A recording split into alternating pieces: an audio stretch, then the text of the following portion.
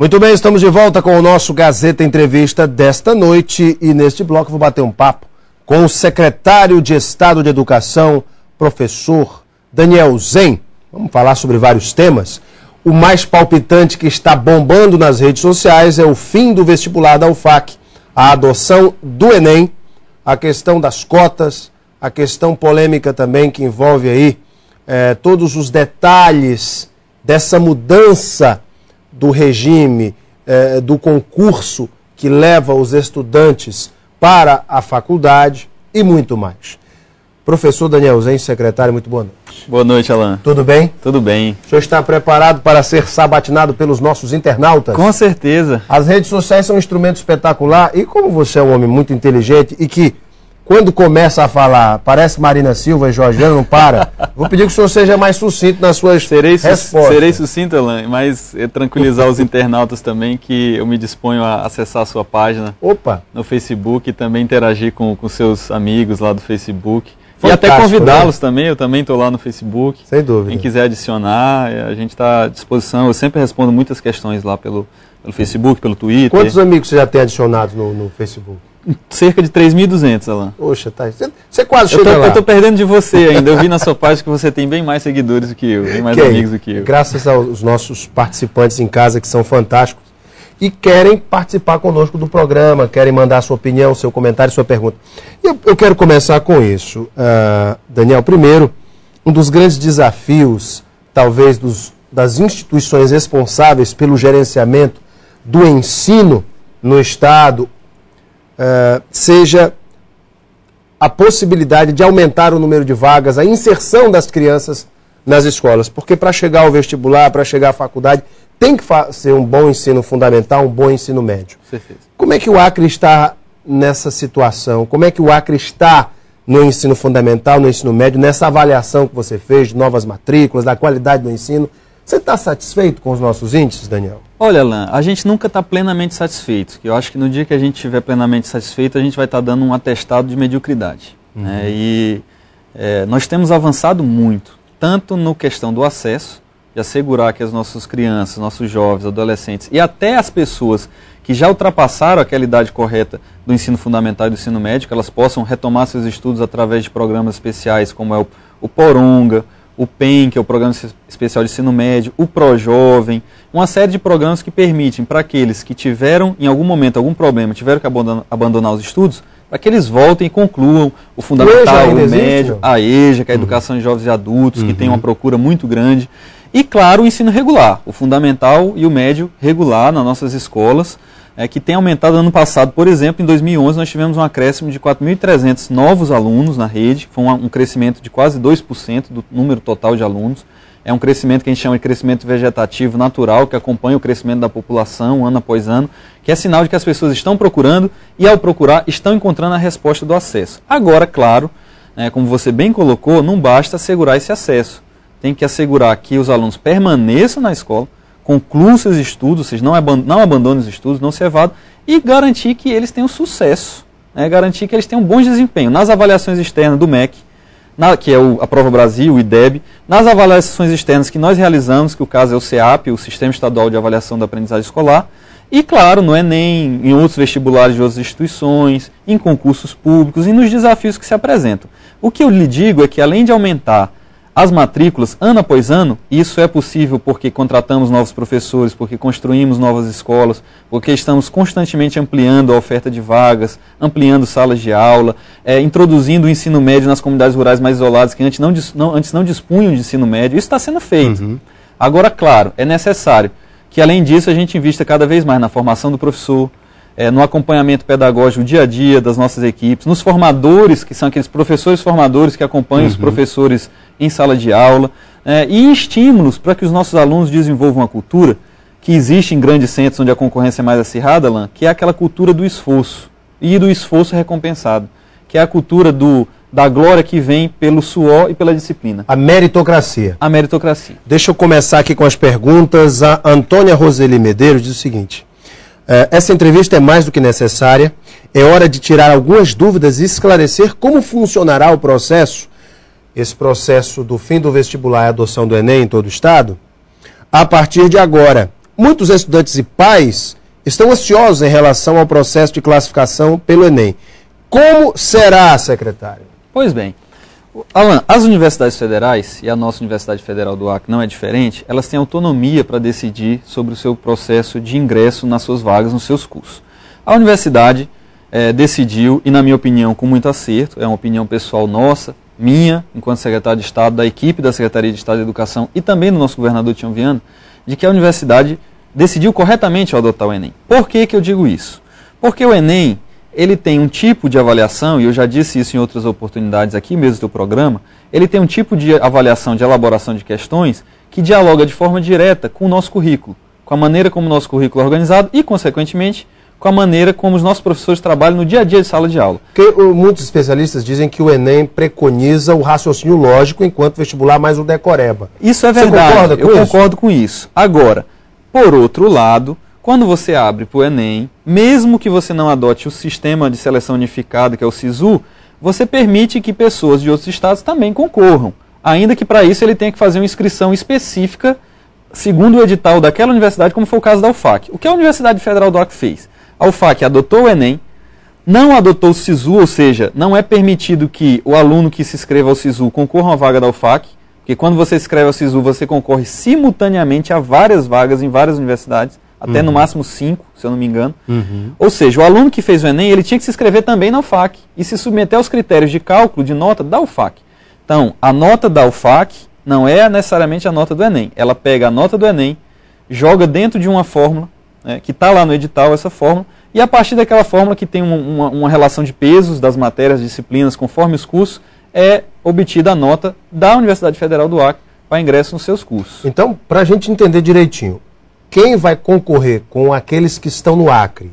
Somente aqueles que se inscreverem através do SISU para o Enem do Acre, é isso? Somente aqueles que se inscreveram no vestibular, no processo seletivo da UFAC. Da UFAC. Ele se inscreveu no Enem e pela internet, inclusive. Pela internet, inclusive.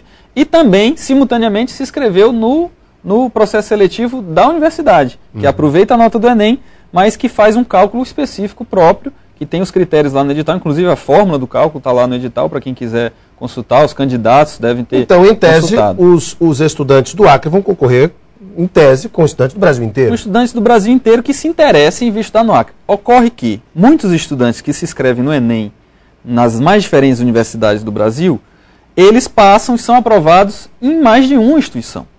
Assim como já aconteceu com estudantes do Acre, que foram aprovados, alunos nossos desse ano, por exemplo, na Bahia, no Rio de Janeiro, no Ceará, em São Paulo. Isso é normal.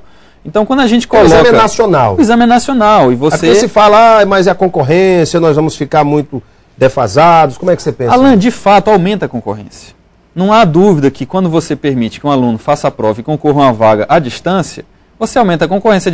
É diferente da pessoa ter que pegar um avião, tomar um ônibus e vir aqui fazer a prova. É diferente. Agora a pessoa faz no seu estado. Agora, o que eu quero salientar é, por exemplo, medicina. Medicina, sendo Enem ou sendo vestibular, sempre teve um número baixo de aprovados, de acreanos, de estudantes acreanos aprovados. O que quer dizer que o problema não é o Enem ou o vestibular. Muito pelo contrário, o Enem é uma prova melhor, que favorece o aluno acreano, mas ao mesmo tempo também favorece o aluno de outro estado. Um exemplo disso... Então melhora para um, mas melhora para o outro também. Um exemplo disso é a nota da aluna primeira colocada no vestibular de medicina da UFAC, no caso vestibular 2011-2012, teve uma nota 7,35. Não foi isso, Daniel? A nota dela seria insuficiente para concorrer a uma vaga no vestibular de medicina da Universidade Federal do Ceará. Por exemplo. Lá a nota de corte marcada pelo SISU seria de 7,83, ou seja, a concorrência para medicina e direito, por exemplo, vai ficar muito maior. Tendem os alunos do Acre a perderem mais espaço, e isso vai ser um processo natural para estudantes de outros estados, cara? Isso vai depender de uma série de fatores, Alan, que é o quê? Que são fatores e que são responsabilidades compartilhadas.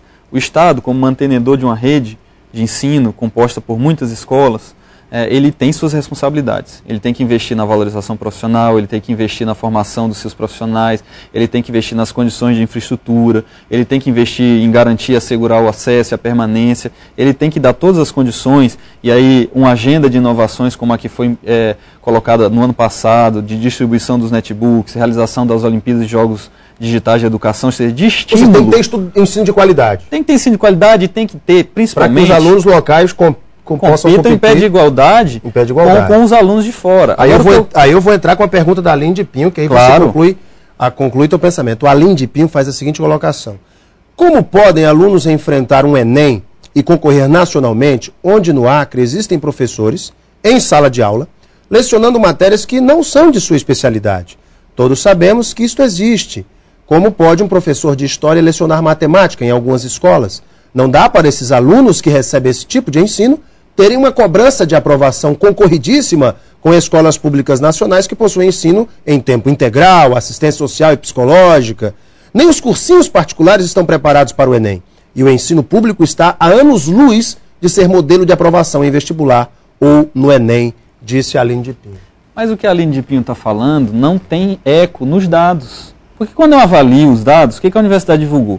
Das 2.050 vagas, 1.560, ou seja, 76% são de estudantes acreanos.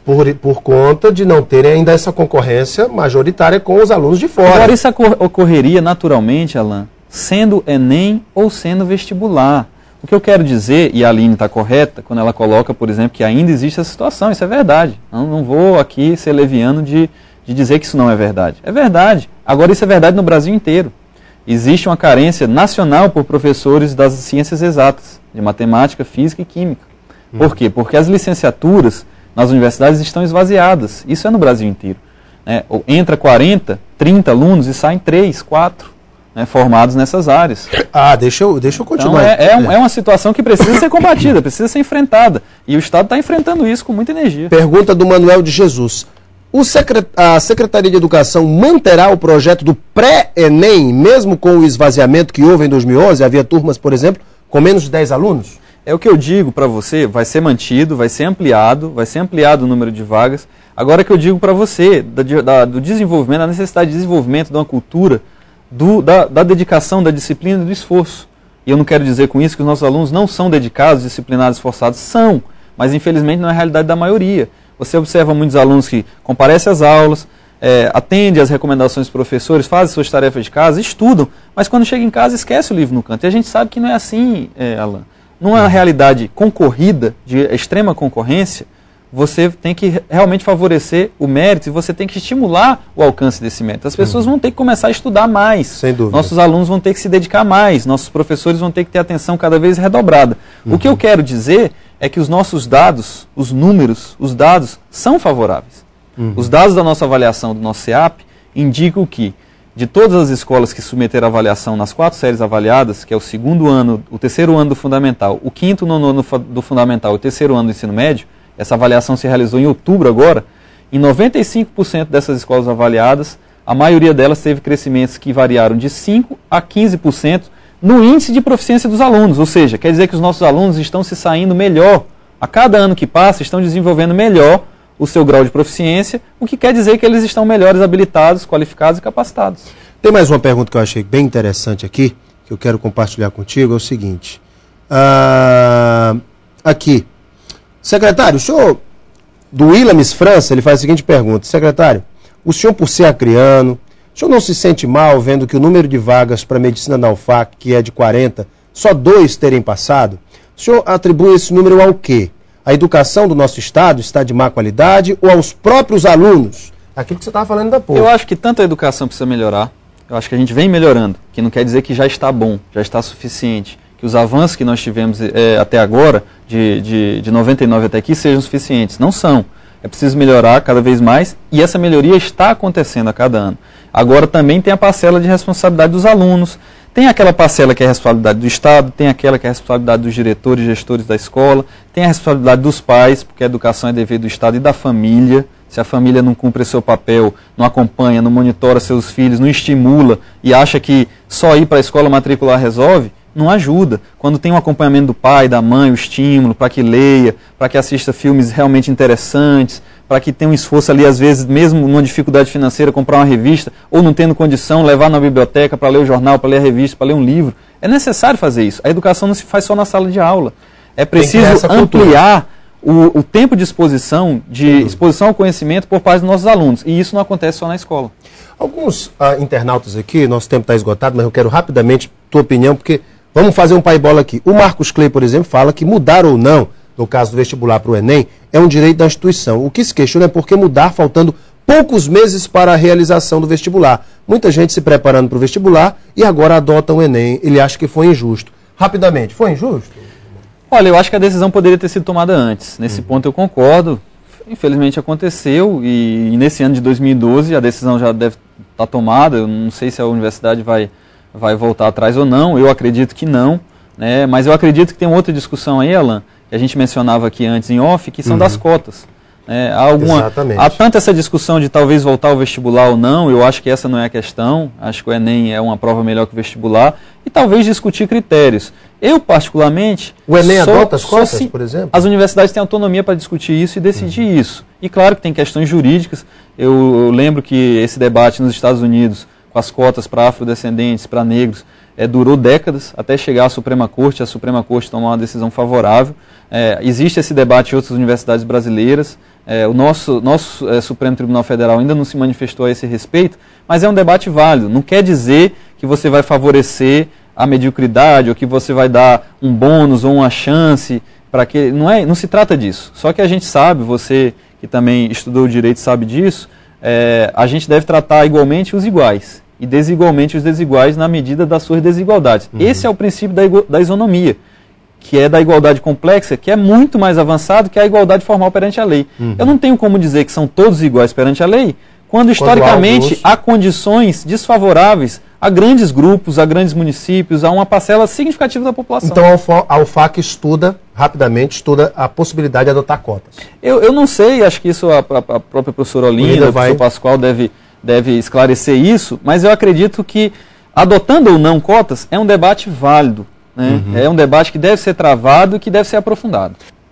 Secretário, nosso tempo está estourado. Infelizmente não pude fazer todas as perguntas dos internautas, mas fica para a próxima. Obrigado pela tua vinda. Eu que te agradeço, Alan. Obrigadão. Para vocês de casa que nos acompanharam, obrigado pelo seu carinho, pela sua participação e audiência. Um beijo a todos, fiquem com a atenção e até amanhã.